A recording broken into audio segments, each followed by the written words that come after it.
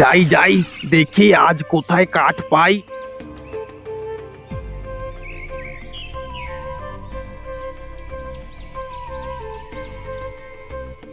বাহ, রাস্তার ধারেতেই একটা বড় শুকনো গাছ দেখতে পাচ্ছি। না, আজ দূরে কাঠ কাটতে গিয়ে লাভ নেই। আমি আজ এই শুকনো গাছটাকেই কাটবো। এই গাছ কাটলে অনেক কাঠ পেয়ে যাব। বেশি দেরি না করে এবার কাঠ কাটা শুরু করে দিই।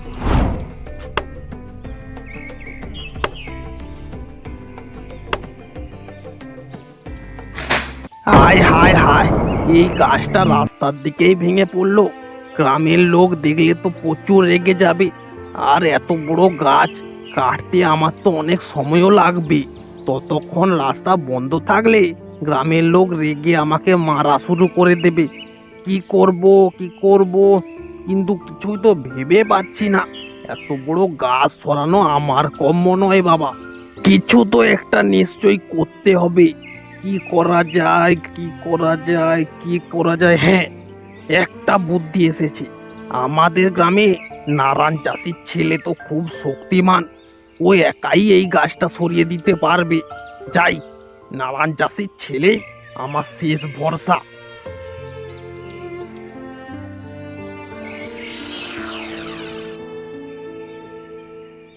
রোহিত, এই রোহিত, বাড়িতে আছিস? হ্যাঁ কাকা, বলো। কি হয়েছে? দেখে তো মনে হচ্ছে কোনো একটা বিপদে পড়েছো নিশ্চয়ই। আর বলিস না, আমি একটা শুকনো গাছ কাটছিলাম। সেই গাছটা ভেঙে পুরো রাস্তার উপরে পড়ে গেছে। গ্রামের লোক যদি দেখতে পায় প্রচুর রেগে যাবে। তুই চল না, তুই ছাড়া কেউ আমাকে বাঁচাতে পারবে না। তুই চল না, তোর যা শক্তি, তুই একাই তো ওই শুকনো গাছটা সরিয়ে দিতে পারবি।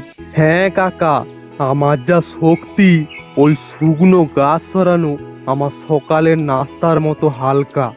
আরে হ্যাঁ হ্যাঁ, আমি তো সেটা জানি, তাই তো তোর কাছে এসেছি।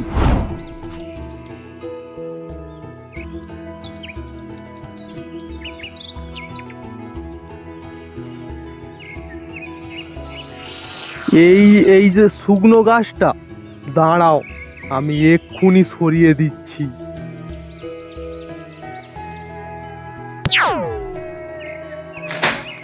ধন্যবাদ তোকে রামু, অনেক ধন্যবাদ। তুই না থাকলে হয়তো গ্রামের সকল লোকের কাছে আমাকে মার খেতে হতো।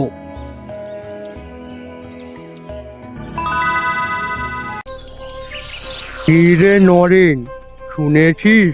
জমিদার বাবু ঘোষণা করেছে, জমিদার বাবু 3টে প্রশ্নের উত্তর দিতে পারলে জমিদার বাবু তাকে পুরস্কার দেবে। গ্রামের অনেক লোক নাকি গিয়েছিল পুরস্কার জিতবে বলে, কিন্তু কেউ জমিদারের 3টা প্রশ্নের উত্তর দিতে পারেনি। আমার তোর উপর বিশ্বাস আছে। তুই জমিদার বাবুর বাড়িতে গিয়ে জমিদার বাবুর সকল প্রশ্নের উত্তর দিয়ে আয়, আর পুরস্কার জিতে নিয়ে আয়। ঠিক আছে বাবা, আমি যাচ্ছি।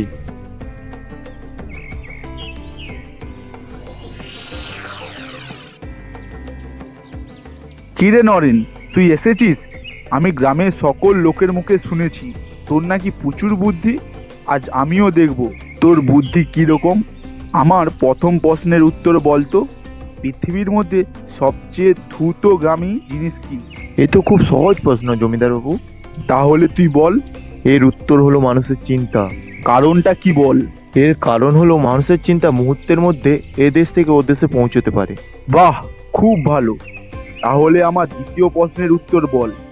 সবচেয়ে মিষ্টি জিনিস কি বলতো? এ তো খুব সহজ প্রশ্ন জমিদার বাবু। এর উত্তর হলো মায়ের আশীর্বাদ। কারণ মায়ের আশীর্বাদ মিষ্টির থেকে বেশি শান্তি ও আনন্দ পাওয়া যায়। বাহ, খুব ভালো। তাহলে আমার শেষ প্রশ্নের উত্তর দে। পৃথিবীর সবচেয়ে বড় জিনিস কি? মানুষের মন জমিদার বাবু। ভালো হলে পুরো দুনিয়া রাখে, আর খারাপ হলে নিজেকেই রাখে না। বাহ, তোর তো প্রচুর বুদ্ধি। এতদিন আমি গ্রামের লোকের মুখে শুনতাম, আর নিজের চোখে দেখলাম। এই নে তোর পুরস্কার।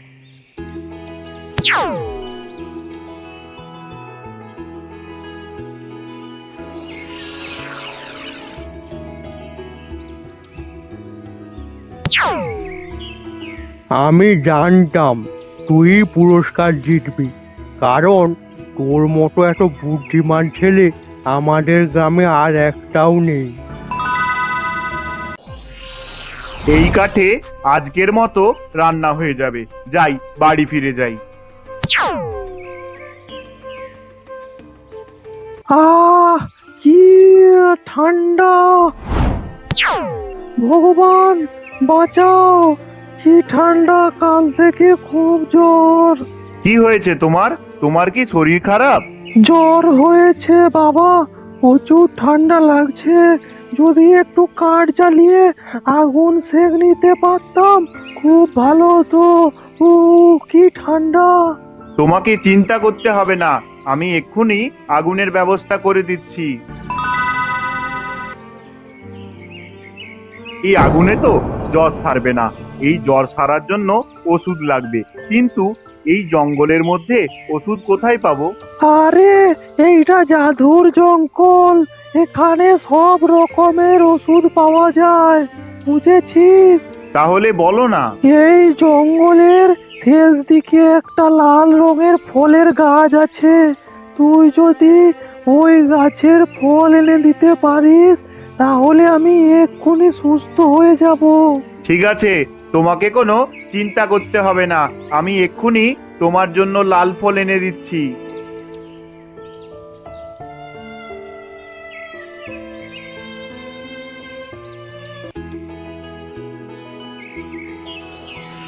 নিশ্চয়ই এটাই সেই গাছ। এই গাছ থেকে একটা ফল পেড়ে নিই। ফল তো পাড়া হয়ে গেল। এইবার এই ফলটা খেলে একদম সুস্থ হয়ে যাবে।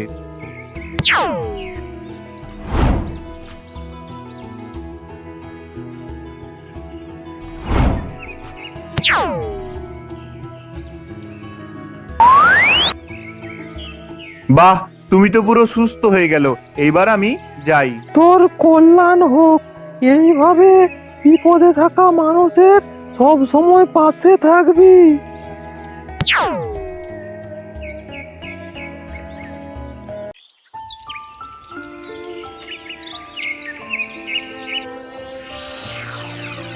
আমার তো বয়স অনেক হলো, আর বেশি দিন নেই, আমাকে যেতে হবে। তাই বেঁচে থাকতে সংসারের দায়িত্ব তোদের মধ্যে একজনকে দিয়ে যেতে চাই। না, তুমি এরকম বাজে কথা বলো না তো। তুমি এখনো অনেক দিন বাঁচবে। আরে, এইটা কালের নিয়ম, কেউ ভাঙতে পারবে না। আজ না হলেও কাল মারা যাবই।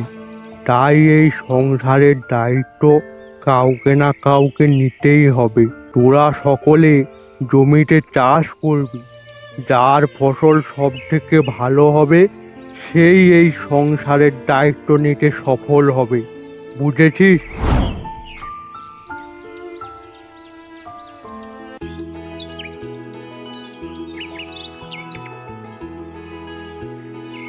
আমি তো খুব শক্তিমান, আমি এত কষ্ট করতে যাব কেন?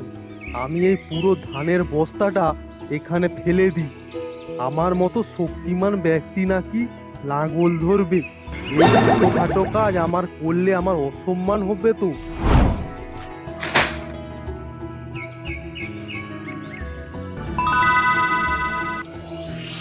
আমি তো এই গ্রামে সবচেয়ে বুদ্ধিমান ব্যক্তি, আমার বুদ্ধির ধারে কাছেই কেউ নেই।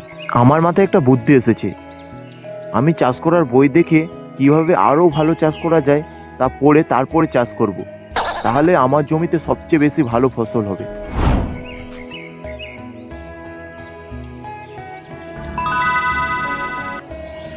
না, আর সময় নষ্ট করে কোনো লাভ নেই। এই পাশ থেকে জমি কপানো শুরু করে দিই।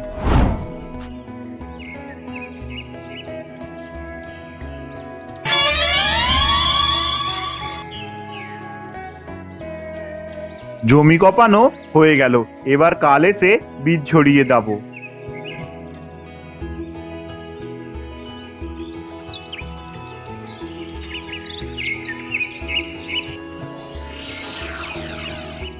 বীজ তো ছড়ানো হয়ে গেল। এইবার কাল এসে সার ছড়িয়ে যাব। সার তো ছড়ানো হয়ে গেল, এইবার শুধু সময়ের অপেক্ষা।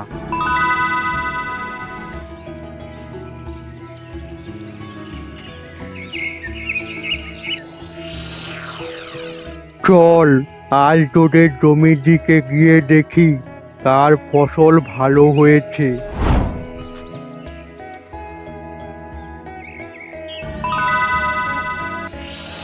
কি রে নরেন, তোর জমিতে কোনো ফসল হয়নি কেন? তুই তো সেদিন বেশ বলেছিলিস যার বুদ্ধি আছে সেই সফল হবে। আমি কিভাবে আরো ভালো ফসল ফলাতে পারবো তা বই পড়তে পড়তেই সময় নষ্ট করে ফেলেছি, তাই আর চাষ করা হয়নি। এবার চল রোহিতের জমির দিকে যাওয়া যাক।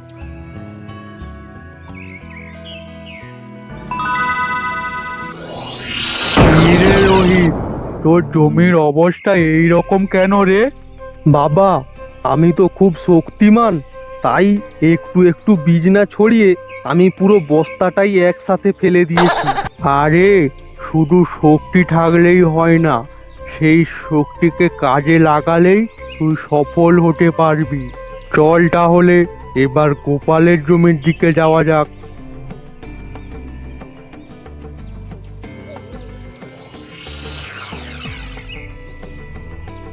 বাহ গোপাল, তোর জমিতে তো খুব ভালো ফসল হয়েছে। তুই এই সংসারের দায়িত্ব নেওয়ার উপযুক্ত। শুধু বুদ্ধি ও শক্তি থাকলে হবে না, পরিশ্রম করতে হবে। রোহিতের শক্তি আছে, তাই সে এক বস্তা বীজ একসাথে ফেলে দিয়েছে। আর নরেন বুদ্ধিমান, তাই সে কিভাবে ভালো ফসল হবে তার বই পড়তে পড়তে, কৌশল খুঁজতে খুঁজতে তার ফসলই ছড়ানো হয়নি, তাই সে অসফল হয়েছে। আর গোপাল, তুই পরিশ্রম করে ফসল ফলিয়েছিস, তাই আজ থেকে সংসারের সকল দায়িত্ব তোর। তুই যেই রকম বলবি তোর দুই ভাই সেই রকমই করবে।